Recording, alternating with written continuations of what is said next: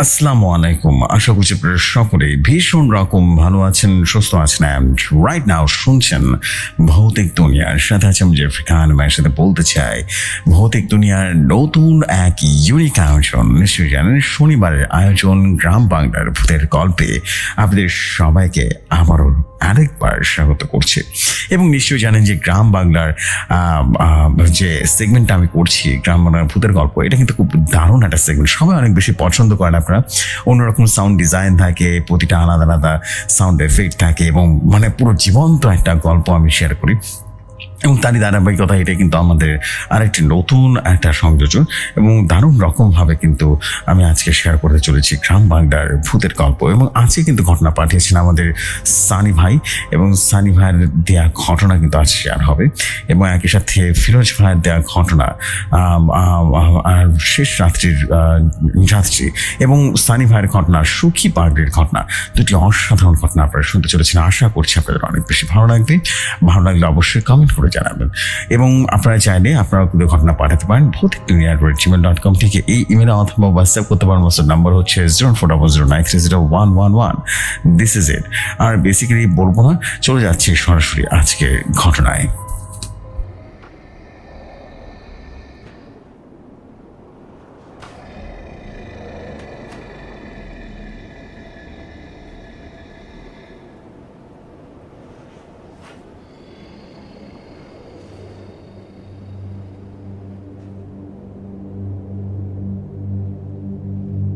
ঘটনা আমার কাছে যেভাবে এসেছে আমি ঠিক সেভাবেই পড়ছি।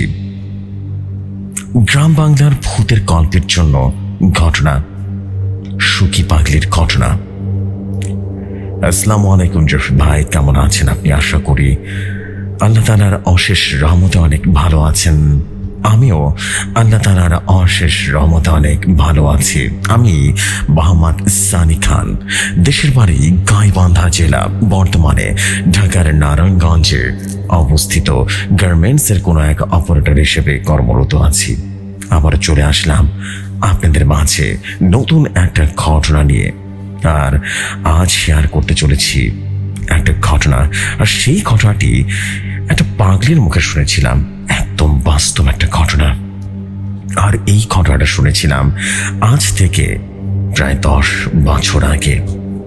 তখন আমার বয়স ছিল 14 কিংবা 15 বছর।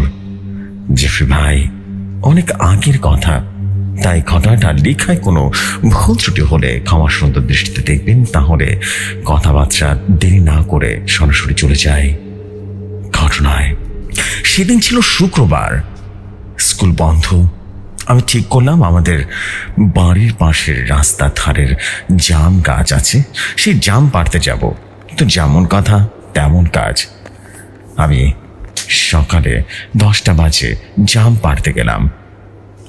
তো এরপর আমি গাছে উঠে গেলাম আর জাম পাড়তে রাখলাম। এভাবে বেশ কিছুক্ষণ জাম পেরে যখন আমি গাছ থেকে নামতে শুরু করলাম, তখন দেখি গাছের নিচে একটা পাগলি বসে আছে। আর আমি পাগলিকে দেখে চিনতে পারলাম, আরে এটা তো সুখী পাগলি। আর জেফরি ভাই, এই পাগলিটাকে আমি অনেক দিন ধরে চিনি। সেই ছোটবেলা থেকে এই পাগলিটার সাথে আমার খুব ভালো একটা সম্পর্ক ছিল। আর পাগলিটা গ্রামের সবার সাথে খারাপ ব্যবহার করলেও আমার সাথে অনেক ভালো ব্যবহার করতো। তো যাই হোক, তখন আমি গাছে বসেছিলাম। আর জেফরি ভাই, জাম গাছটা অনেক বড় আর অনেক মোটা ছিল। আর এই গাছটায় ওঠার সময় খুব সহজে উঠে যায়, কিন্তু গাছ থেকে নামার সময় 1 ফুট উপর থেকে লাফ দিয়ে নামতে হয়। তো এরপর আমি লাফ দিয়ে নিচে নামার জন্য পাগলিকে উদ্দেশ্য করে বললাম, দাদি তুমি একটু সরে বসো, আমি লাফ দিব এখান থেকে। আমার কথা শুনে পাগলি একটু সরে বসলো। এরপর আমি গাছ থেকে নামলাম আর পাগলিকে বললাম, দাদি জাম খাবা? এই নাও জাম খাও। তখন পাগলি আমাকে উদ্দেশ্য করে বলল, ভাই তুই গাছে উঠেছিস কেন? হ্যাঁ, এই কাজ তো ভালো না। এই বলে পাগলি আমার হাত ধরে জামের ব্যাগটা নিল আর জাম খেতে লাগলো। এরপর আমি পাগলির সামনে মাটিতে বসে পড়লাম আর পাগলিকে বললাম, আচ্ছা দাদি, তুমি আমাকে এই গাছে উঠতে নিষেধ কেন করছো? তখন সুখী পাগলি জাম খেতে খেতে আমাকে বলল, ভাই শোনো, এই গাছে ভূত আছে। আমি বললাম, কি বলো দাদি, এই গাছে কি ভূত আছে নাকি? কই, আমি তো কোনোদিন দেখলাম না, তুমি বলছো ভূত আছে। তখন সুখী পাগলি বলল, হ্যাঁ রে ভাই, আমি ভূত দেখছি, আর এই গাছে আছে ওই ভূতটা। তখন আমি বললাম, আচ্ছা তুমি তো সবসময় এই গাছের নিচে থাকো, তো তোমাকে কিছু বলে না? তখন পাগলি হাসতে হাসতে বলল, আরে ভাই, তুই কি যে বলিস না, এই ভূত আমাকে ভয় দেখাবে কেন? আমি তো এই পুত্রে ভালোবাসি, এই জন্য আমারে কিছু বলে না। তখন আমি বললাম, কি তুমি ভূতের সাথে প্রেম করো? তুমি কি আমাকে বোকা ভেবেছো, তাই না? তার সাথে প্রেম করা যায় নাকি? তখন সে বলে উঠল, না রে ভাই, আমি তোর সাথে মজা করব কেন? সত্যি বলছি, আমি একটা ভূতের সাথে প্রেম করি, আর সেটা এখনো ওই কাছে থাকে। তখন আমি বললাম, আচ্ছা তাই নাকি, বলো কি, তোমার সে ভূত প্রেমিকের ঘটনাটা জানা আছে নাকি? আর কিভাবে তার সাথে তোমার প্রথম দেখা হলো? তখন পাগলি আমাকে বলল, শুনবি সেই ঘটনা? আচ্ছা শোন তাইলে, কিন্তু কোনো কথা বলা যাবে না, চুপচাপ করে ঘটনা শুনতে থাক। তখন আমি বললাম, আচ্ছা ঠিক আছে, তুমি তাহলে বলো। এরপর সুখী পাগলি আস্তে করে ঘটনা শুরু করলো। ঘটনাটা যখন ঘটছিল তখন আমার বয়স ২৪ কিংবা ২৫ হইব। আমার যখন বয়স ১৪ কিংবা ১৫, তখন আমার মা মারা যাওয়ার পর বছর পোড়াতে না পোড়াতে আমার বাবা আবার দ্বিতীয় বিয়ে করে। এরপর থেকে আমার জীবনে কালো অধ্যায় শুরু হয়ে যায়। এরপর থেকে আমি বুঝতে পারলাম আপন মা আর সৎ মায়ের মধ্যে পার্থক্য। আসলে আমার সৎ মা অনেক খারাপ একটা মহিলা ছিল, আর আমার সৎ মা সব সময় আমার সাথে খারাপ ব্যবহার করত, এমনকি আবার ঠিকঠাক মতো খেতে দিত না। আর আমি বাবাকে এসব বিষয় বললে বাবা আমাকে অনেক মারধর করতো। এরপর আমি সিদ্ধান্ত নিলাম, আমি আর এই বাড়িতে থাকবো না। এরপর আমি রাতের আধারে বাড়ি থেকে বের হয়ে গেলাম। এরপর আমি অন্ধকার রাতে একা একা রাস্তা দিয়ে হাঁটতে হাঁটতে লাগলাম। কিভাবে হাঁটতে হাঁটতে আমাদের গ্রাম ছেড়ে অনেকটা দূরে সরে আসলাম। এভাবে আমি পথে পথে ঘুরে বেরিয়ে ৪ থেকে ৫ দিন কাটিয়ে দিয়েছি। তো সেদিন রাতের কথা, তখন রাত ৮:৩০ কিংবা ৮টা বাজে। আমি একটা পাকা বাড়ির সামনে এসে বসে আছি। হঠাৎ করে একটা মোটর গাড়ি আমার সামনে এসে দাঁড়ালো, আর গাড়ি থেকে একজন লোক বেরিয়ে এলো। আর সেই লোকটা আমারই বলল, এই মেয়ে, তোমার বাড়ি কোথায়? এখানে কি করছো? হ্যাঁ? তখন আমি লোকটারে বললাম, স্যার আমার বাড়ি গাইবান্ধা, গ্রামের নাম কোপতলা। এরপর সে লোকটারে সমস্ত ঘটনা খুইলা বললাম, আমি কেন বাড়ি থেকে বেরোইছি। তখন সে লোকটা আমারে বলল, তুমি জানো এখন তুমি কোথায় আছো?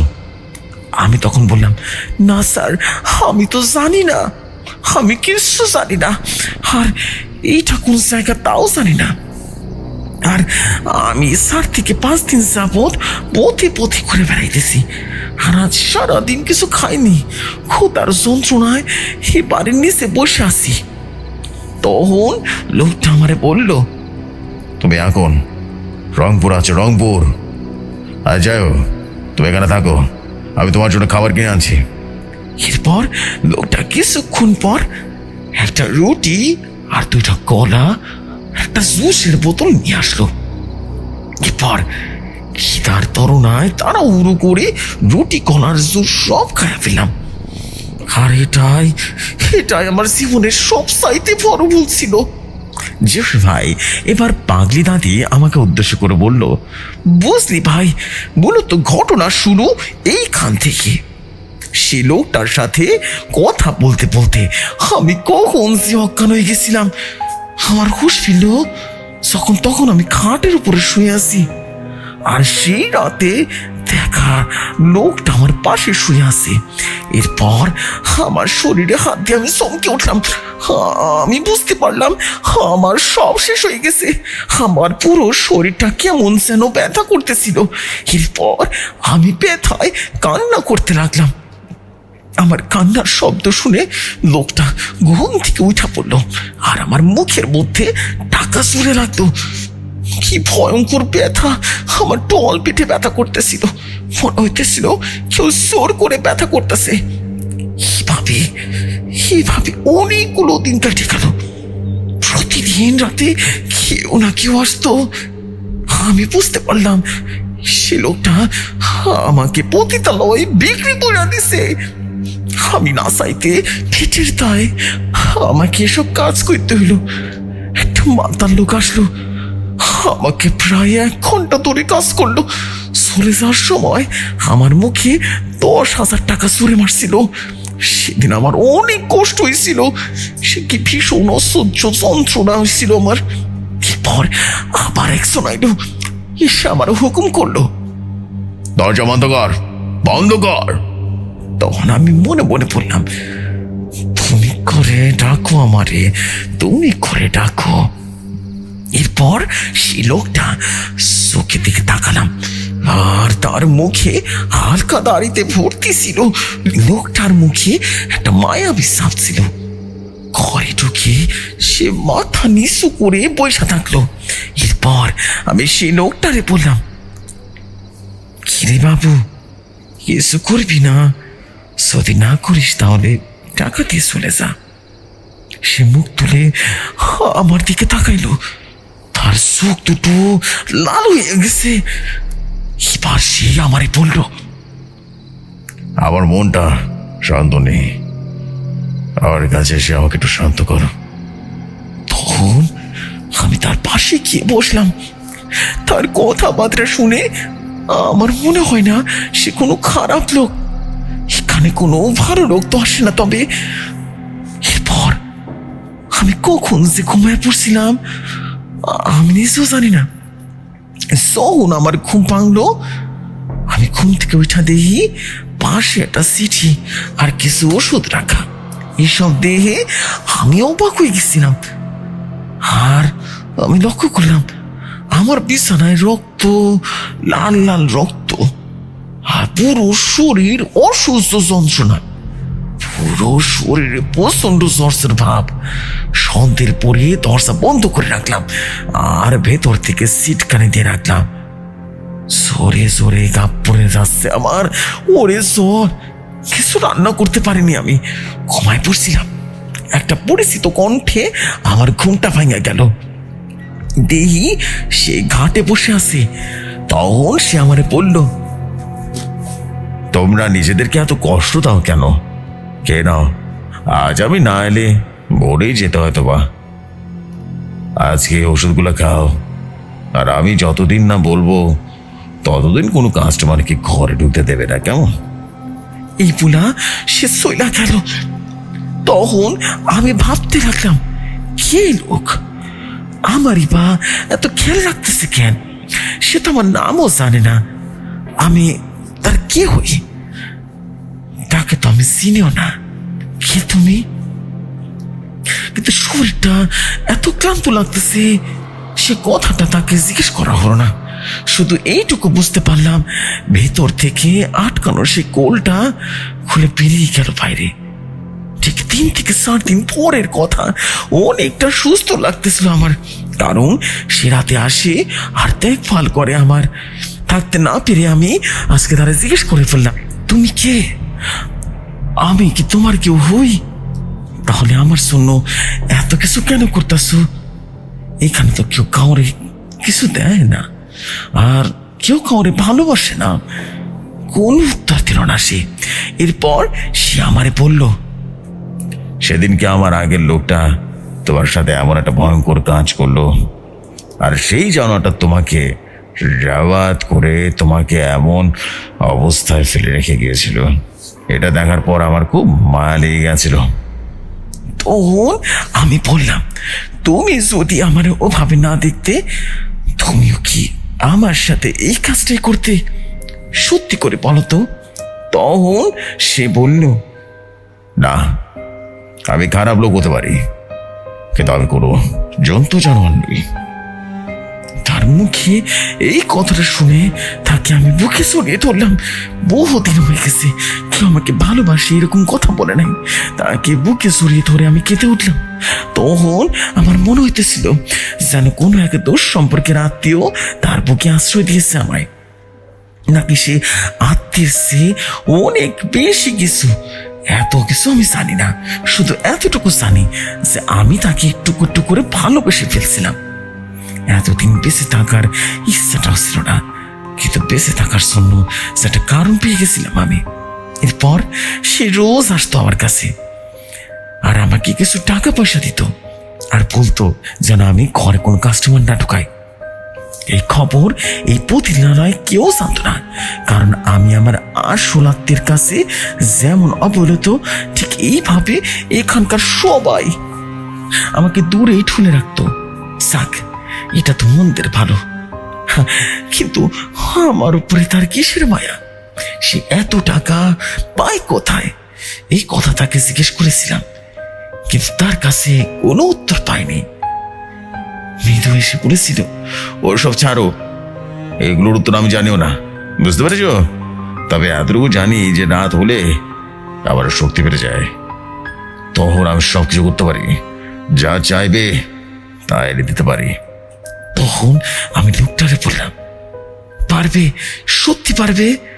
তবে আমার একটা আবদার করতে পারি, রাখবে? আমার চিরদিনের মতো তোমার কাছে নিয়ে নিতে পারবে? পারবে না? কি হলো বলো, চুপ কেন? তখন সে বলল, আমি আজ আসি, এই উত্তর আমি দেব না। আমি কিছু জিজ্ঞেস করার আগে সে চলে গেছিল। আমি দৌড়ে বাইরে চলে গেলাম, তারে আটকাতে চাইলাম। বাইরে গিয়ে আমি হতভম্ব হয়ে গেছিলাম। দেখলাম সে আর কেউ নাই। এত দ্রুত কিভাবে হারাই গেল এই আলোর মতো আধারি শহরে? এত দ্রুত? এই ঘটনার পর বেশ কিছুদিন কাটা গেল, সে আর এলো না। আমার আশার পাহাড় ধীরে ধীরে যেন ভেঙে যেতে লাগলো। না, এটা বলা ভালো, গুড়িয়ে গেল। তার সেবার আমার শরীর স্বাস্থ্য ঠিক হয়ে গেছিল, কিন্তু সেটা আর কতদিন? আমি নিশ্চিত ছিলাম সে আর আসবো না। এক পতিতার সঙ্গে সারাটা জীবন তো আর জীবন কাটানো যায় না, সে তাও জানে। তাই তার জন্য আমি এক শয্যা সঙ্গী ছাড়া আর কেউ না। এসব ভেবে লাভ কি আমার? পেটের টানে শরীর বিক্রি করা আমার কাজ। আবারও শুরু করলাম। এটাকে শরীর বিক্রি করা বলে না, এটাকে বন্ধক করা বলে। কিন্তু রাখতে হলে পেটের টানের জন্য। ঠিক 15 দিন পর বাইরে এসে দাঁড়ালাম আমি। সামনে দিয়ে হেঁটে যাওয়া দালালের মুখে একটাই কথা, ওরে শালা, এ বালটা এখানে কি করছে রে? এরপর দেখি রোজ এসে অনেকেই ব্যথায় কাতরাতে থাকি আমি। তারপরও আমার দাঁড়াতে হয় পেটের টানে। এরপর ধীরে ধীরে অভ্যাস হতে থাকে আমার। ব্যথাগুলো যেন মুইসা যায় নিশির তলে, কি হলো সবগুলোর ভিতরে ঢুকে যায়। এই বিষ ঢালে আবার বেরিয়ে যায়। মনে হয় ভেতরটা যেন সদে পুরে ছাই হয়ে যেতেছে। আজও আমার বাড়ির কথা মনে পড়ে না। কেনই বা মনে পড়বে? ওখানে তো আমার কেউ থাকে না। যারা আছে তারা সবাই আমার কাছে মৃত। সেই সব কথা ছিল দুঃস্বপ্নের মতো। রাত যত বাড়তে থাকে সেগুলো একটু একটু করে ভুলে যেতে থাকি, আর আফিমের নেশায় বোধ হয়ে যাই আমি। খেসে আসে আর জোরে জোর থাপ্পড় মারে, তা কিছুই বুঝতে পারি না। পাশের ঘরে থাকা মেয়েটা এসে আমার জিজ্ঞেস করছিল, বাবা একা একা থাকবো কি করে গো? তোমার পেট চলে কি করে? তোমার ঘরে তো কেউ যেতে দেখি না, এত পয়সা আসে কি করে গো? আমি মেয়ের মুখে কথা শুনে তাজ্জব হয়ে গেলাম। তবে তবে কি তা কেউ দেখেনি? ঘটনা কি? সবার কি মনের উপরে নাকি আফিমের নেশা পড়ছে? সে উত্তর খুঁজে যাওয়ার ইচ্ছাটা বাইরে যেতে লাগলো। সব ইচ্ছা থেমে যায়। একদিন রাতে হঠাৎ একসাথে 3 জন লোক এলো। মুখ থেকে মদের গন্ধ বেরোইতেছিল ভয়ঙ্কর ভাবে। সেদিন আমার হুঁশ হয়েছিল। এরপর আমি প্রতিবাদ করলাম। তারা আমার কোনো প্রতিবাদের কথাই শুনবো না। আমি ভালো করে লক্ষ্য করে দেখলাম এখানে সেই লোকটা আছে যে আমাকে প্রথম দিন রুটি খেতে দিয়েছিল। এরপর তারা আমাকে জোর করে বিছানায় ফেলে দেয়। এক নিমিষেই আমার সমস্ত পোশাক খুলে নেওয়া হলো। আর একজন আমার হাত চেপে ধরেছে, আর আর একজন আমার মুখ চেপে ধরছে। প্রায় 3 ঘন্টা পর বেরিয়ে এলো তারা। তখন আমি রাত থেকে যন্ত্রণায় চিৎকার করে কাঁদতে লাগলাম। নিচে আবার রক্ত ঝরতে লাগলো। মনে হচ্ছিল সব কিছু ছেড়ে একাকার অবস্থা। কোমর থেকে নিচ অব্দি সব, আমি যেন পয়সা নাই। সব কিছু যেন অবশ হয়ে গেছে, কিন্তু আমার কান্না শোনাচ্ছে কেউ নাই। এরপর ধীরে ধীরে অজ্ঞান হয়ে গেলাম আমি। একদিন রাতে হঠাৎ করে সেই লোক, অপরিচিত লোকটা আমাকে এসে আমার নাম ধরে ডাকতে লাগলো।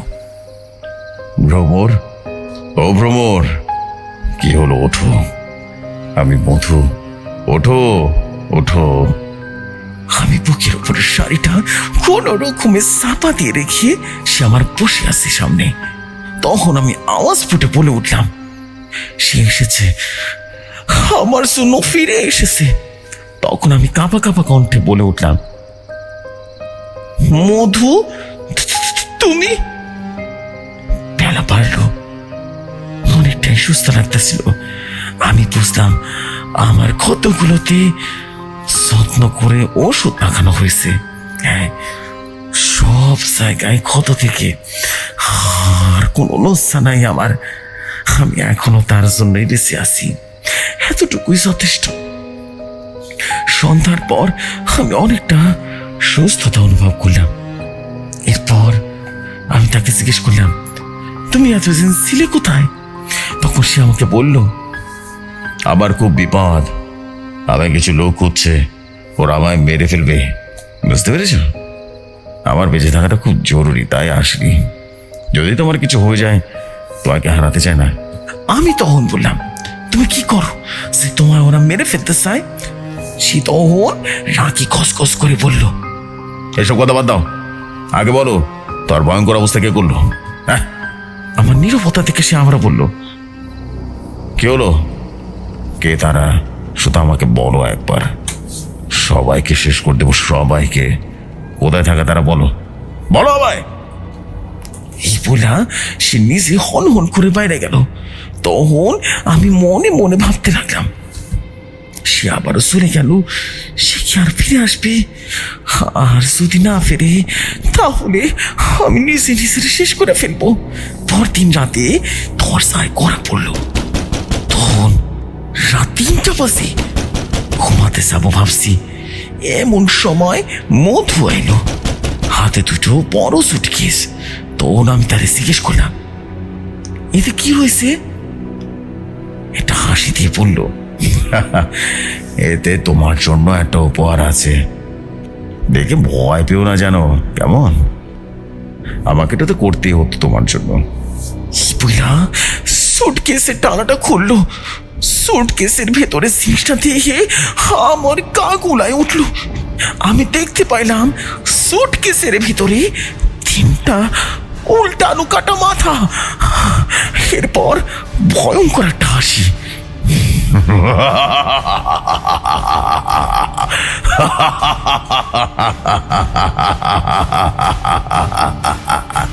আর বলল, দেখো দেখো না, তোমার জন্য একটা উপহার, চমৎকার একটা উপহার নিয়ে এসেছি, দেখো দেখো না। এই বলে সে আমারে একটা একটা করে কাটা মাথা দেখাতে লাগলো। তখন আমি বললাম, এই যে তারাই, সারা আমাকে ধর্ষণ করেছে একটা পশুর মতো করে। এসব দেখে আমি ভয় পেয়ে গেলাম, অনেক ভয় পেয়েছিলাম। আর মধুরে জিজ্ঞেস করলাম, তুমি কে? তুমি এদেরকে চিনলে কি করে চিনলে? আমি তো তোমারে ঠিকঠাক মতো চিনি না। আর তুমি কিভাবে জানলে আমার নাম সমর? এখানে তো সবাই আমারে সুখী নামে চিনে। তখন সে আমার উদ্দেশ্য করে বলল, আমি কে তা তোমায় জানতে হবে না, শুধু জেনে রাখো আমি তোমাকে ভালোবেসে ফেলেছি। এটুকুই শুধু জেনে রাখো, এর বেশি কিছু আমি তোমাকে বলতে পারবো না। শুধু আমার একটা অনুরোধ রাখবে। তখন আমি বললাম, কি বলো? তখন সে বলল, আমি এখন চলে যাচ্ছি, তুমি এই বাক্সটা নিয়ে এখান থেকে পালিয়ে যাও। এর ভেতরে একটা ঠিকানা আছে, ওখানে গিয়ে থাকা শুরু করো, সব ব্যবস্থা করে রেখে এসেছি। এই বইলা সে বন্ধ করে বাক্সটা আমার দিকে এগিয়ে দিল। তারপর দ্রুত পায়ে হেঁটে আমি আসছি, আর পরে চলে গেল। আমি আবারও হতভম্ব হয়ে দাঁড়িয়ে রইলাম। কোথায় যাবো আমি? এখান থেকে মুক্তি পেতে পারবো এত সহজে যদি সত্যি পারি? একটা তো চেষ্টা করতেই হইব। এসব ভাবতে ভাবতে বাক্সটা খুলে ফেললাম, আর যেটা দেখলাম সেটা দেখে আমি আবারও হতভম্ব হয়ে গেলাম। বাক্সের ভেতরে দেখতে পেলাম ধরে ধরে 1000 টাকার নোট সাজানো আছে, অনেক টাকা। কিন্তু কোথায় ঠিকানা, কিসের মুক্তি, কিছুই বুঝতে পারলাম না। তবে সেদিন দেখেছিলাম সে লিখেছিল সে আর আসবে না, আমাকে তার কাছে যেতে হবে। কিন্তু কোথায় যাবো, কিভাবে যাবো, সে উত্তর পেয়ে গেলাম কিছুক্ষণের মধ্যে। বাইরে হঠাৎ করে চিৎকার শুরু হলো। কি আসুন বলতেছিল, পানি পানি আনো পানি। এরপর আমি বাইরে বের হয়ে দেখতে পেলাম কালো কালো ধোঁয়ায় যেন পড়ে গেছে পুরো অঞ্চলটা। আর সে বলতে নয়, প্রধান ঘরে আগুন লেগেছে, আর সকলে সে ঘরের থেকে ছুটে ছুটেছে। আমি কি করব ভেবে পাইতেছিলাম না, আমার মাথা কাজ করা বন্ধ করে দিয়েছে। না, এইভাবে তো চুপ করে থাকলে চলবে না, একদম চলবে না, বিপদ হয়ে যাবো। এরপর আমি পোশাক পরে সুটকেসটা নিয়ে বেরিয়ে পড়লাম। রাতের আধার এই ধোঁয়া যেন আমার ছদ্মবেশ নিতে সাহায্য করছিল, অনেক সাহায্য করছিল। সকলের পিছে আমি পালিয়ে গেলাম, যেদিকে পারলাম ওদিকে ছুটে দৌড়াইলাম। জানি না কোথায় যাচ্ছি এখন, এত কিছু ভাবার তো সময় নাই। এরপর সকাল হইল, আশেপাশে তাকিয়ে কিছু চিনতে পারলাম না। তখন একজনকে জিজ্ঞেস করলাম, এটা কোন জায়গা? সে লোকটা বলল, এইটা তো পঞ্চগড় জেলা। এই বইলা লোকটা চইলা গেল। তখন আমি ভাবছি এটা আবার কোন জায়গা? আর এই ভরা রাস্তায় ব্যাগ খুললে বিপদ হইতে পারে, তাই আমি রাতের অপেক্ষা করতে লাগলাম। তারপর রাত হলো। এরপর সুটকেসের ভেতরে খুঁজতে লাগলাম সে ঠিকানা। আমি সুটকেস দেখে বুঝতে পারলাম টাকার নিচে সে ঠিকানাটা পড়ে আছে। প্রায় 2 দিন চেষ্টায় গাইবান্ধা এসে পৌঁছালাম।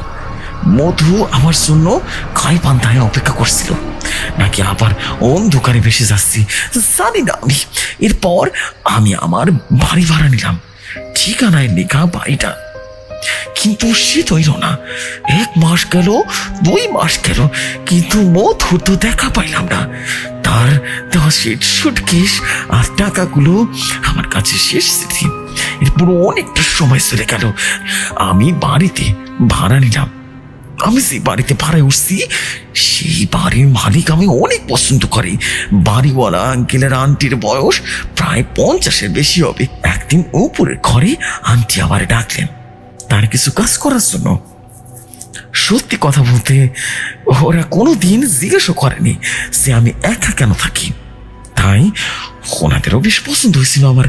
এরপর আমি আন্টিরে গিয়ে কাজ করে দিয়ে আসলাম, আর আন্টি আসে আমার সাথে গল্প করতে লাগলেন। তারপর ওনার ছেলের কথা উঠতেই আমি জানতে পারলাম তার ছেলের রংপুরে খুন হয়েছে বছর 5 আগে। তার মৃতদেহ পাওয়া যায়নি, আর দাফন কার্য করা হয়নি। তারা তার ছেলের লাশটা নাকি খুঁজেই পায়নি। এরপর আমি আন্টিরে জিজ্ঞেস করি, আপনার ছেলের নাম কি? তখন আন্টি উত্তর দিল, আমার ছেলের নাম মধু। এই যে তার ছবি, এটা আমার ছেলে। আন্টির হাতে তার ছেলের ছবি দেখে আমি হতভম্ব হয়ে গেলাম। আমি দেখতে পেলাম এটা তো আমার মধুর ছবি। স্যার জন্য আমি এখানে এসেছিলাম। আর যদি মধু 5 বছর আগে খুনই থাকে, তাহলে 5 মাস আগে আমার সাথে ওই লোকটা কে ছিল? আমি ভয় পেয়ে গেলাম। আমার মাথাটা কাজ করতেছিল না, মাথাটা চক্কর দিয়ে উঠলো। আর সাথে সাথে আমি আমার ঘরে এসে বসে রইলাম, চুপচাপ বসে রইলাম। অশরীরের মৃত্যুর পর আরেক জীবন। তাহলে 5 মাস আগে আমাকে মধুর অশরীরী আত্মা আমারে সাহায্য করছিল, নাকি ওটা মধুর অশরীরী ছিল? তাহলে আন্টির কথাগুলো যদি সত্যি হয়, কিন্তু কেন? আমি কি হই মধুর? আর সে মধু সে রাতে বন্ধ করে দরজাতে ঢুকে গেছিল। আর তারপর এত টাকা, সে 3টা মানুষের কাটা মাথা, সবে কি তাহলে মধুর মৃত্যুর পরের ঘটনা? আমি নিতে পারতেছিলাম না। আমি হতভম্ব হয়ে গেছিলাম, পাগলের মতো হয়ে গেছিলাম। আমার জন্য এত অসত্যকে সাধন করেছে, সেটা কোনো জীবিত মানুষের কাজ নয়। বুকে ছিঁড়েছিলাম, কান্না পেরে আসলে আমার। এরপর আমি কান্না করতে করতে চিৎকার করে পড়লাম, আমি তো এরকম মুক্তি চাইনি। এরকম মুক্তি দরকার নাই আমার। এরকম একা থাকতে চাই। তোমার খুব দরকার, আমার খুব দরকার। কোথায় তুই? ফিরে আয়, একবার ফিরে আয় আমার কাছে। আমি জানি এর কোনো উত্তর নাই, আর কোনো উত্তর আসবেও না। এরপর কে যেন বলে উঠল, সুখী, তুমি যতদিন আমাকে মনে রাখবে, আমি ততদিন তোমার কাছে থাকবো। তখন আমি চিৎকার করে বললাম, মধু তুমি কই? কিন্তু কোনো উত্তর পাইলাম না। জেফরি ভাই তখন পাগলি দাদি আমাকে ক্ষণক্ষণে কণ্ঠে বলল, বুঝলি রে ভাই, এরপর থেকে আমি পাগলের মতো ঘুরে বেড়াই, রাস্তাঘাটে ঘুরে বেড়াই। এরপর থেকে সবাই আমার এই পাগলি বইলা ডাকে। কিন্তু আমি তো পাগল না। আর আমি এখানে মাঝে মধ্যে মধুরে দেখতে পাই। সারস হয় না, ওই জাম কাছে থাকে, ওই যে আমি দেখি প্রায় সময়। আর সেজন্যই তো আমি সব সময় এই কাজের কাছেই থাকি। ভাই শোন, আমি না থাকা অবস্থায় আর কোনোদিন এই কাছে উঠো না বাবা, কোনোদিন না। না হলে মধু তোরে কাছ থেকে ধাক্কা দিয়ে ফেলে দেবে। তুই এখন বাসায় চলে যা, তোর মা অনেক চিন্তা করবে। আবার অন্য কোনোদিন আসিস আর ভয়ঙ্কর ঘটনা শোনাবনে। এবার চলে যা। আর শোন, কাউরে বলবি না এই ঘটনা। আমি বৃদ্ধ মানুষ, কোন দিন মরা যায় বলা যায় না।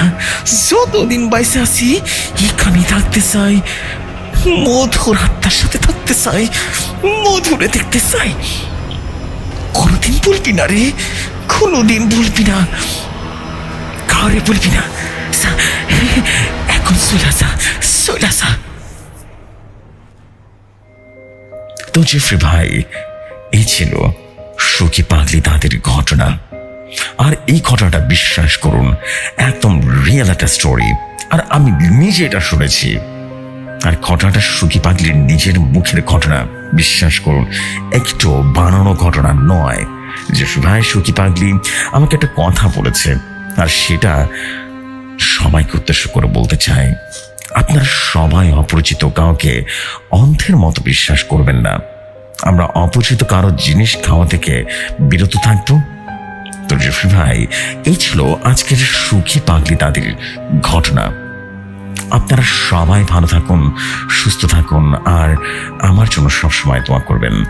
আমি যেন প্রতিনিয়ত আপনাদেরকে এরকমই অসাধারণ সব স্টোরি কালেক্ট করে শোনাতে পারি জেফরি ভাইয়ের ভৌতিক দুনিয়ার ইউটিউব চ্যানেলের মাধ্যমে। তো আজ এই পর্যন্ত, আজকের মতো চলে যাচ্ছি। আসসালামু আলাইকুম জেফরি ভাই। আমি মোহাম্মদ সানি খান, দেশের বাড়ি গাইবান্ধা জেলা, গ্রাম কোমরপুর, পোস্ট অফিস তুলসীঘাট, বর্তমানে ঢাকা নারায়ণগঞ্জ ফতুল্লা ভোলাইন থেকে বলছি। আল্লাহ হাফিজ সবাইকে। বাংলাদেশ জিন্দাবাদ। ভৌতিক দুনিয়া।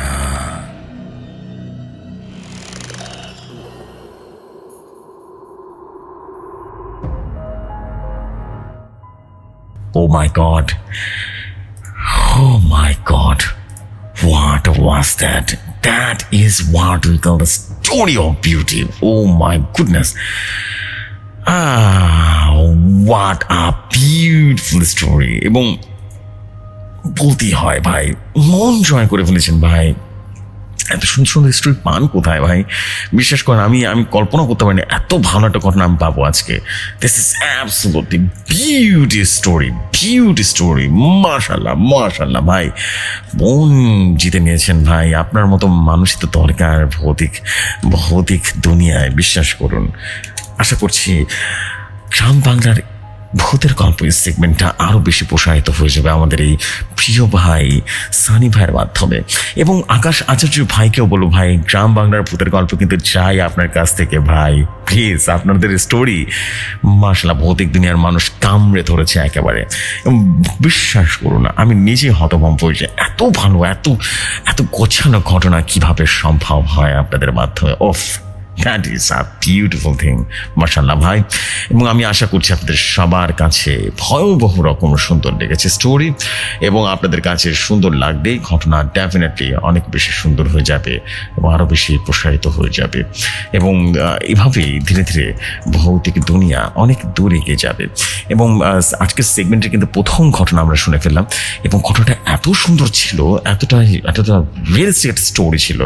সত্যি আমি আসলে ভাবতেই পারিনি যে এত সুন্দর হয়ে যাবে স্টোরিটা। This is beautiful. সত্যি আমি খুবই হতভম্ব যে এত বিউটিফুল একটা স্টোরি আমি পড়তে পেরেছি আপনাদের মাধ্যমে, বা আপনাদের মাধ্যমে তো ঘটনাটা শেয়ার করা, তাই না? এত ভালো একটা স্টোরি পেয়েছি, এই জন্য আমার খুবই ভালো লাগছে। এবং আশা করছি এরকম আরও দারুণ সব স্টোরি আমরা পাবো। আমাদের আরেকজন storyteller, official storyteller আছেন আমাদের আকাশ আচার্য ভাই, হয়তো বা গ্রাম বাংলার ভূতের গল্প পাঠাবেন। বিকজ বেসিক্যালি আমরা কিন্তু এই যে গ্রাম বাংলা ভূতের গল্প, এটা কিন্তু নতুন সেগমেন্ট। প্রতি শনিবারই কিন্তু আমরা এই ধরনের গ্রাম বাংলার ভূতের গল্প প্ল্যান করছি। ইনশাল্লাহ দারুণ কিছু হয়ে যাবে এবং হতেই হবে, এটা আমি বিলিভ করি। So this is the fact. আমি বেসিক্যালি তেমন কিছু বলবো না, আমি চলে যাচ্ছি পরবর্তী ঘটনায়। আশা করছি পরবর্তী ঘটনা একটু ছোট বাট অনেক সুন্দর একটা ঘটনা। দেরি না করে চলুন শুরু করি ঘটনা।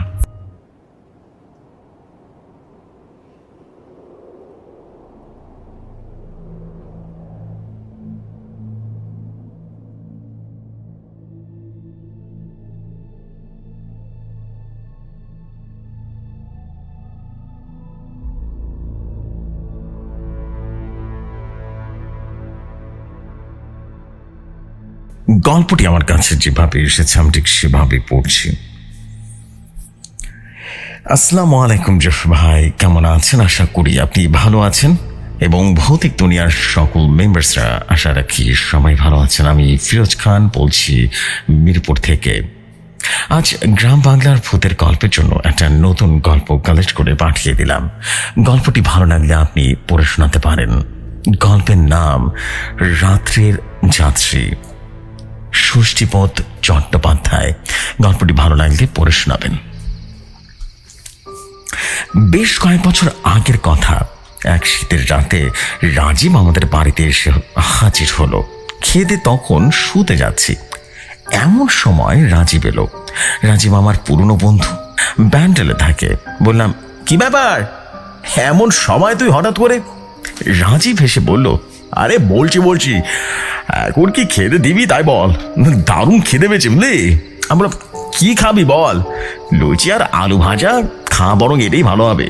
তখন রাজীব বলল, ওরে বাবা রে বাবা, লুচি খেলে আমার অম্বল হয় বুঝলি, তো ভাতের ব্যবস্থা কর।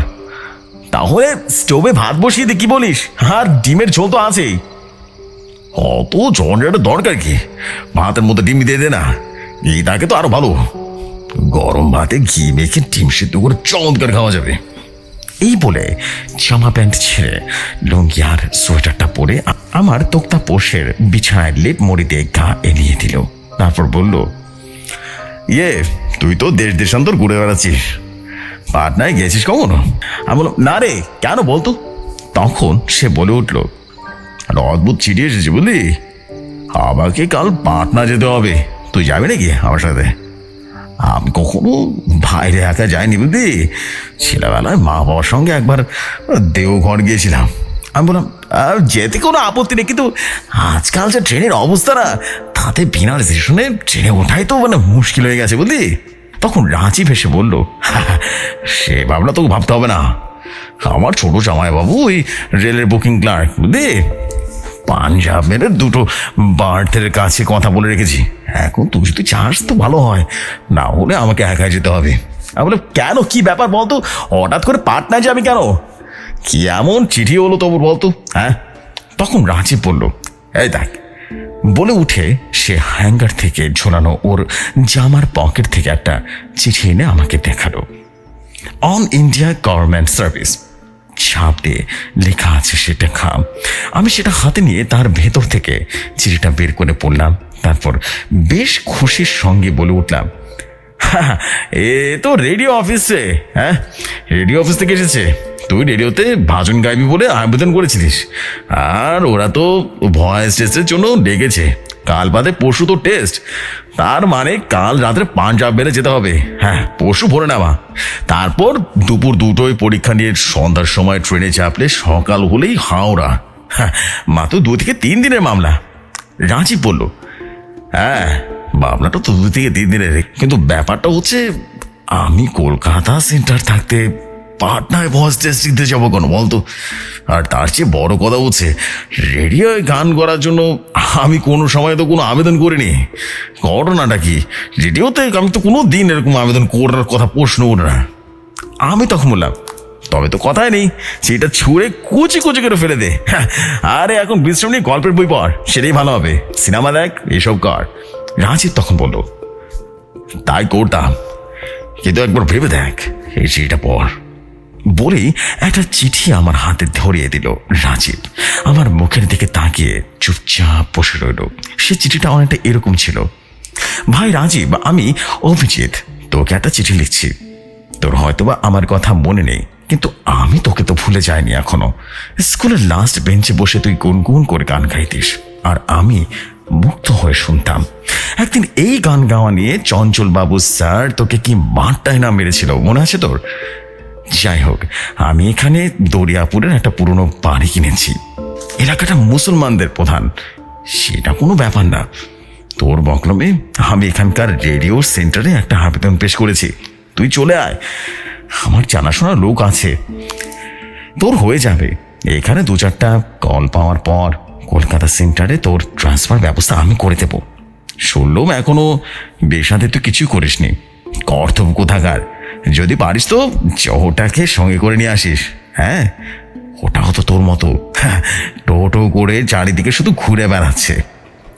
চিঠিটা পড়ে আমি যার পরনে যেন অবাক হয়ে গেলাম। বললাম, কি আশ্চর্য, এ তো আমার নাম লিখে রেখেছে দেখছি। কিন্তু আমি তো এক স্কুলে পড়তাম না, তবে এক কোচিংয়ে পড়েছি। অভিজিৎটা আবার কে?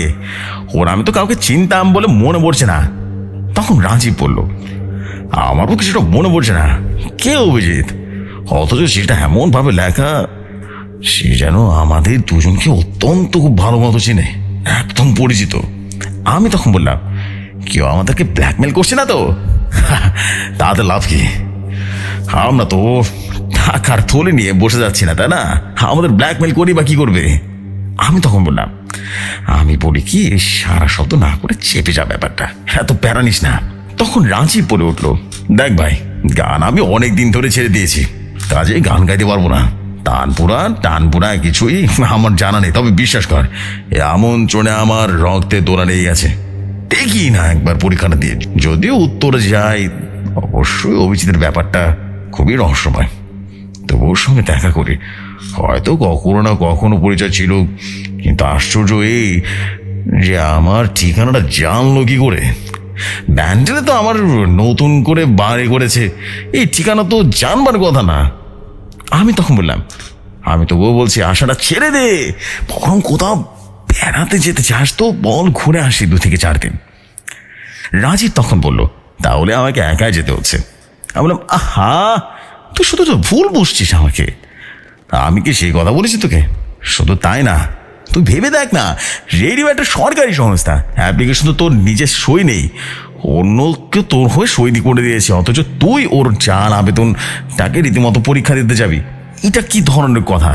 2 নম্বরের ব্যাপার না বল?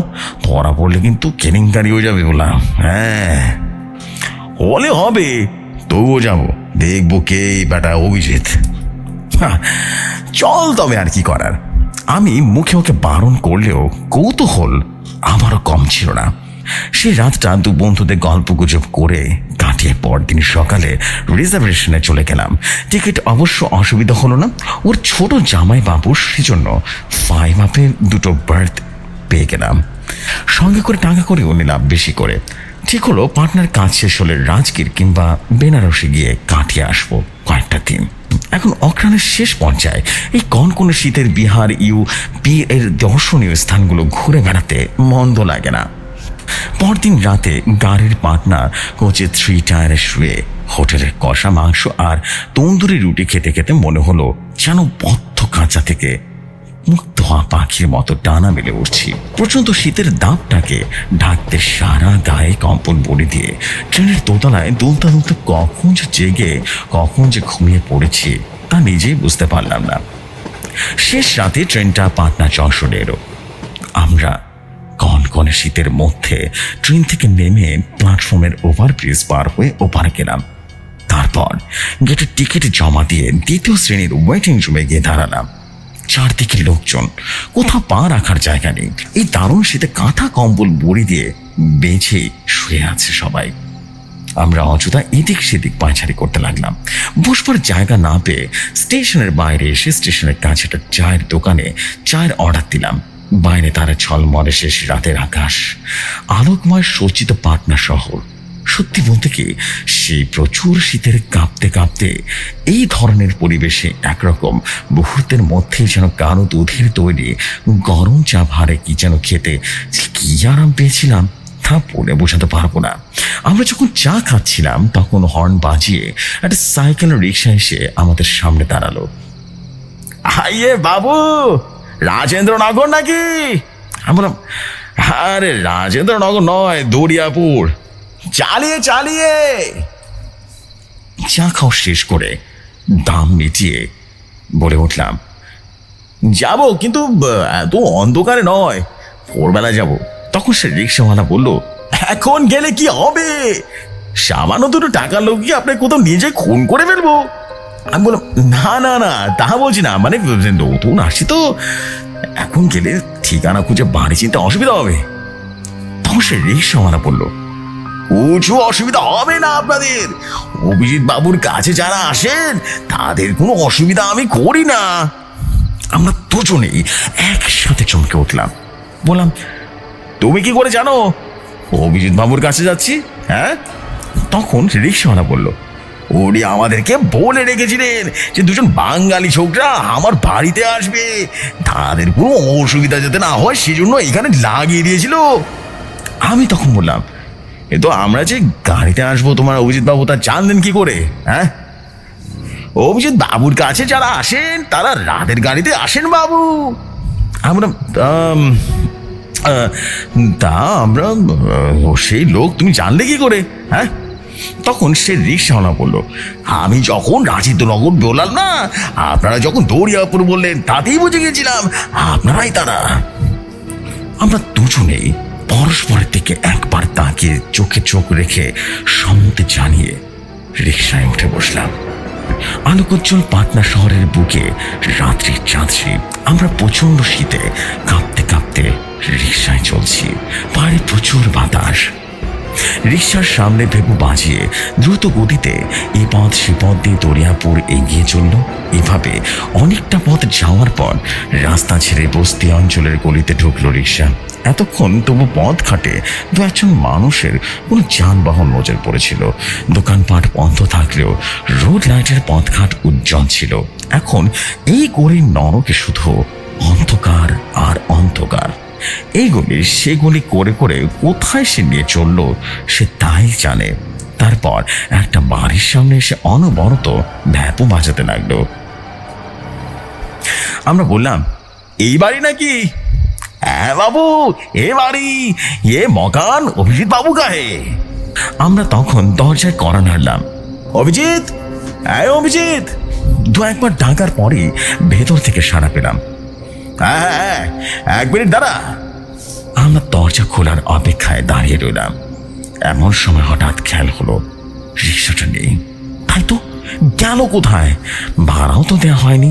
যে দেখলাম রিক্সাটা গলির বাঁকে হারিয়ে যাচ্ছে। এমন সময় দরজাটা খুলে গেল। কেউ একজন হাসি মুখে বলল, আরে বেদরায় বেদরায়। ভুল হচ্ছে হয়তো বা, অভিজিৎকে না চেনার কারণ আছে অবশ্য। ওর সারা গায়ে কম্বল বলে দেওয়া ছিল, মাথায় ছিল মাঙ্কি ক্যাপ, শুধু ওর চোখ দুটো বোঝা যাচ্ছিল। আমরা অভিজিৎকে চিনতে পারলাম না। বুঝলাম কোথাও একটা ঝামেলা আছে। যাই হোক, অভিজিতের পেছনে পেছনে আমরা ঘরে ঢুকে সোফায় বসলাম। ঘরের দেয়ালে অনেকটা আঁকা ছবি টাঙানো আছে। অভিজিৎ হেসে বলল, ওগুলো আমারই আঁকা, বুঝলি? বললাম, তোমার চিঠি পেয়ে আমরা চলে এসেছি, কারণ রেডিও প্রোগ্রামের তারিখ আজই। হঠাৎ আশ্চর্য, দেখো তো, তোমার কথা আমরা তো ভুলে গেছিলাম। সত্যি বলতে কি এখনো চিনতে অসুবিধা হচ্ছে তোমাকে। জানো কফি? রাজীব তখন বলল, এই দেখ, চা তো খেলাম, তবে যা দারুণ ঠান্ডা পড়েছে না, তাতে একটু কফি হলে কিন্তু বন্ধ হয় না, বুঝলি? অভিজিৎ উঠে গেল। তারপর আমাদের দুজনকে দুটো কাপ কফি নিয়ে চলে এলো। সঙ্গে সঙ্গে ক্রিম কালারের একটা বিস্কুট নিয়ে আসলো। আশ্চর্য, কফি কি আমাদের জন্য তৈরি ছিল? অভিজিৎ বলল, ও বাবা, কই যাচ্ছিস? তাই না? হ্যাঁ, মুখটা ঠিক মতো মনে পড়ছে না, তাই না? ভাবছিস কেন নকশা করা হচ্ছে এত? হ্যাঁ, আমি বললাম, ঠিক তাই, একদম তাই। অভিজিৎ বলল, আজকে ট্রেনে এসে ভালো করেছিস তোরা, না হলে পরে দেখা হতো না। হঠাৎ একটা দরকারি কাজ পড়ে যাওয়ার কারণে একটু পরেই আমাকে দানাপুর চলে যেতে হবে। সেজন্য অবশ্য তোদের থাকার কোনো অসুবিধা হবে না। আমি চা দিয়ে যাবো, তোরা বাইরে যাওয়ার সময় মেইন গেটে তালা দিয়ে চলে যাস, ঠিক আছে? অনেক হোটেল আছে এখানে, মানে যেখানেই হোক না কেন ঠিক দুটোর সময় রেডিও স্টেশনে চলে আসবি, তাহলে হবে। তবে ভাই, একটা কথা, আমার উপরে রাগ করে কাজ কিন্তু মিটে গেলে চলে যাস না কিন্তু আবার। আমি সন্ধ্যার সময় ফিরবো, তারপর 3 বন্ধু মিলে ইচ্ছে মতো করে রান্না করে খাওয়া দাওয়া হই হুল্লো করে কাটিয়ে দেবো সারা রাত, বুঝলি? রাজীব কফি খেতে খেতে বলল, তা তো বুঝলাম, কিন্তু ভাই একটা কথা, এখনকার অ্যাপ্লিকেশনে যে সিগনেচার করা আছে তার সঙ্গে তো আমার সই মিলবে না। এতে কোনো অসুবিধা হবে না তো? আরে না না না না না, কোনো অসুবিধা হবে না। ওখানে গিয়ে ঝাঁঝির খোঁজ করবি, ঝাঁঝি সব জানে। তাকে বলবি আমি পাঠিয়েছি তোকে, আর কেউ কিছু জিজ্ঞেস করবে না, বুঝতে পারলি? আমাদের কফি খাওয়া শেষ। যখন তখন একটু একটু করে ভোরের আলোটা যেন ফুটে উঠেছিল। অভিজিৎ উঠে দাঁড়িয়ে বলে উঠল, কিছু মনে করিস না ভাই, আমি চলি। হ্যাঁ, আর আমার থাকার উপায় নেই, আমি ওদিকে দিয়ে ওই দরজার শিকল দিয়ে চলে আসছি। হ্যাঁ, তোরা বাইরে তালা দিয়ে যাস কিন্তু। এই নে তালা চাবি। আমরা হাত পেতে তালা চাবি নিলাম। একটা দিন একটু বানিয়ে নে, নিতান্ত নিরুপায় হয়ে আমাকে যেতে হচ্ছে বলে ভেতরে ঘরে ঢুকে দরজা বন্ধ করে দিল অভিজিৎ। আমরা দুজনেই চুপচাপ বসে রইলাম কিছুক্ষণ। তারপর বাইরে বেরিয়ে এসে দেখলাম জল কল কাটা একদম সবকিছু, একদম যেন বাথরুমটাও সবকিছু ব্যবস্থা করা। আমরা দাঁত মেজে মুখ হাত ধুয়ে ঘরের দরজা বন্ধ করে মেইন গেটে তালা দিয়ে বাইরে চলে এলাম। সবে সকাল 6টা বাজে, ভয়েস টেস্ট দুপুরবেলায়। যার আতিথ্যে এলাম সেই যখন নেই, তখন মিছিমিছি এখানে বসে সময় নষ্ট করে লাভটা কি? তার চেয়ে পাটনা শহরটা একটু ঘুরে বেরিয়ে এসে দেখে নি না। পাটনা তো আমাদের কাছে পাটনা নয়, পাটলিপুত্র, মগধের রাজধানী। সেই চোখ দিয়ে দেখতে হবে। 2 টাকা ঘন্টা হিসেবে একটা রিক্সা ভাড়া করে গোটা শহরে আমরা প্রদক্ষিত করতে লাগলাম। অনেক ঘোরাঘুরির পর মহেন্দ্রনগরে এসে আমরা রিক্সাটা ছেড়ে দিলাম। এখানে এসে অনেকক্ষণ ধরে দোতলার বারান্দায় বসে গঙ্গার সৌন্দর্য দেখছিলাম। তারপর একটা হোটেলে খেয়ে ঠিক 2টোর সময় এসে হাজির হলাম পাটনা বেতার কেন্দ্রে। আমরা অফিস ঘরে গিয়ে কাগজ জমা দিতে ওখানকার ইনচার্জ একবার তাকিয়ে দেখলেন আমাদের দিকে, তারপরে এসে বললেন, কে পাঠিয়েছে আপনাদের? অভিজিৎ বাবু? হ্যাঁ। আশ্চর্য তো, লোকটা জানলো কি করে? বললাম, হ্যাঁ অভিজিৎ বাবু আমাদেরকে পাঠিয়েছেন, তবে আপনাদের চিঠি পেয়ে আমরা এসেছি। আপনি কি চাচি? চাচি। কোথা থেকে এসেছেন আপনারা? এখন অভিজিৎ বাবুর বাড়ি থেকে এসেছি। তা বলুন, কি করতে পারি আপনাদের জন্য? কি আর করবেন, আমার বন্ধু রাজীব পাটনার বেতার কেতোতে গান গাইবে, ওর ভয়েসটা টেস্ট করে ছেড়ে দিন। আপনারা কলকাতার কোথায় থাকেন বলুন তো? আগে ঠিক কলকাতায় থাকি না, আমরা থাকি হাওড়ায়, আর আমার এক বন্ধু থাকেন ব্যান্ডলে। ঝাঁচি তখন বললেন, কিন্তু যে চিঠি আপনার কাছে এসেছেন সেই চিঠির উপর ভরসা করে আমি আপনার বন্ধুর ভয়েস টেস্ট করতে পারি কি? আমরা কেন করতে পারেন না? এই তো আপনার দেওয়ার চিঠি। স্বীকার করলাম, কিন্তু এতে রাজবীর নাম কোথায়? এত অন্য নাম দেখছি। আমি তখন বললাম, তার মানে আমরা দুজনে চিঠির উপরে ঝুঁকে দেখলাম, তাতে পরিষ্কার লেখা আছে আমার নাম। বললাম, কি ব্যাপার, আমার নাম কেন? আমি তো গান গাইতেই পারি না, তাছাড়া আমি কখনো কোনো আবেদনও তো করিনি। আবেদন তো উনিও করেননি, ওর হয়তো অভিজিৎ বাবু করেছিলেন। আমরা সে যাই করুক না কেন, এখন চিঠি যখন হাতে পেয়েছিলাম আমরা তখনই কিন্তু রাজির নামই লেখা ছিল। ঝাঁসি তখন বললো, তাহলে কি বলতে চাইছেন আমি কোন কারসাজি করেছি এখানে? আমরা, না না না, সে কি কথা। বলে উঠলাম, আচ্ছা খামটা দেখি একটু ভালো মতো। ঝাঁঝি আমাদেরকে খামটা দিয়ে তাতে আমার নাম এবং বাড়ির ঠিকানা দেখে অবাক হয়ে গেলাম। কি আশ্চর্য, এই ঠিকানায় চিঠি এলে সে চিঠি তো আমি পেতাম, ব্যান্ডেলে বসে রাজীব পাবে কেন? এই শীতেও আমাদের কপালে ঘাম দেখা দিল। ঝাঁঝি কঠিন গলায় বললেন, গভর্নমেন্টকে চিঠিটা করতে আসার সময় আমি আপনাদের দুজনকে পুলিশে দেব, বুঝতে পেরেছেন?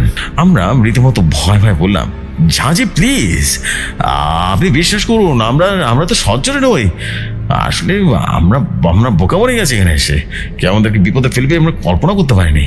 ঝাঁঝি তখন হেসে বললেন, যাক আপনাদের ব্যবস্থা দেখে আসে, যাক আপনাদের অবস্থা দেখে হাসি পাচ্ছে আমার, তবুও আপনাদের জন্য মায়া হচ্ছে। ঠিক আছে রাজীববাবু, আপনি একটা কাজ করুন, ব্যাক ডেটে একটা অ্যাপ্লিকেশন করুন, তারপর দেখছি আপনার ভয়েসটা টেস্ট করে আপনার জন্য কিছু করতে পারি কিনা।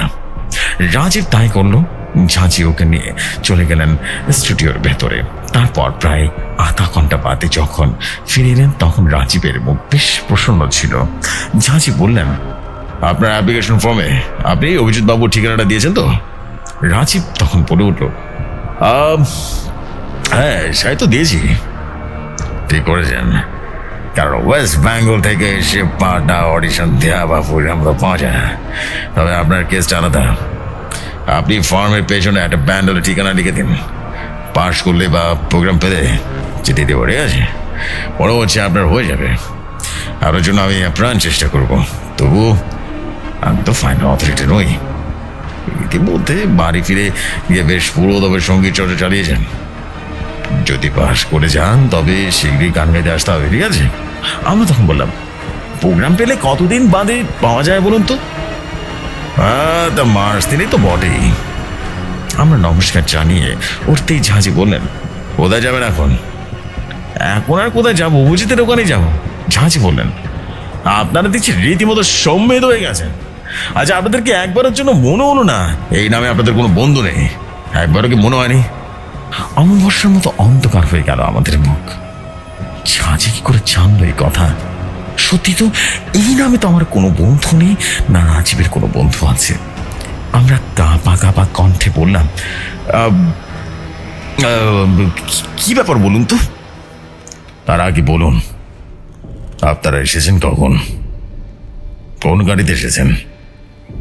আমি বললাম, পাঞ্চা মেলে ভোরবেলায় এনেছি। ওর বাড়িতে গিয়েছিলেন?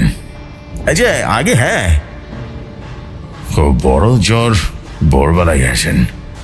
না হলে রাত্রে গিয়ে ওর সঙ্গে সারা রাত থাকলে পাগল হয়ে যেতেন। সে কি? আরে মশাই, অভিজিৎ বলে এখানে কেউ থাকে না, তবে একসময় থাকতো।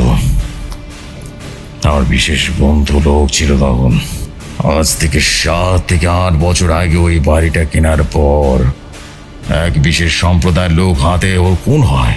আসলে ওই বাড়িটা একজন মুসলমানের বাড়ি ছিল, তবে ভালো করে কাগজপত্র ক্ষতি না দেখে কেনার পরে এক শরিক বিষয় একেবারে তাকে খুন করে ফেলে।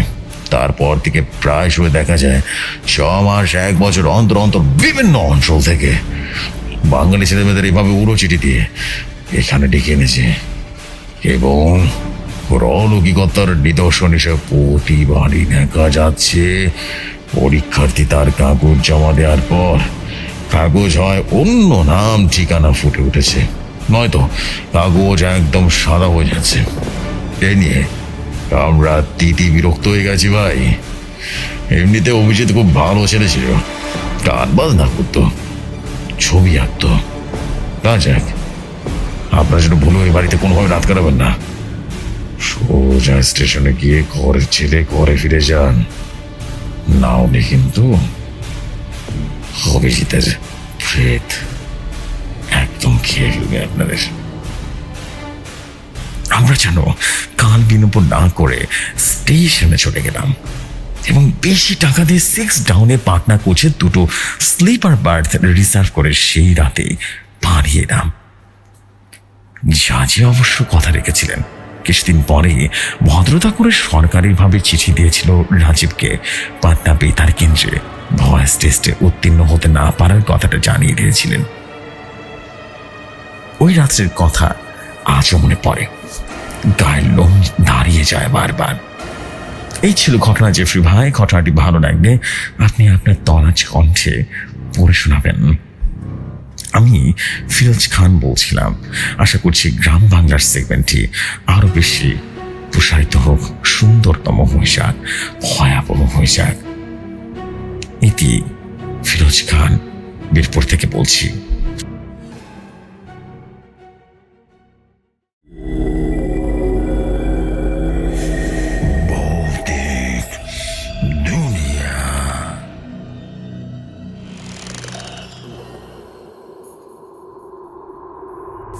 Oh my God. What a twist. What a beautiful twist, man. Oh my God. What a beautiful twist. Wow. This is absolutely masterpiece. Oh my God. আশা করছি আপনাদের সবার কাছে স্টোরি ভালো লেগেছে ভাই। আমার নিজের কাছে আমি তো ফ্যান হয়ে গেলাম ভাই, এই সানি ভাইয়ের ফ্যান হয়ে গেলাম।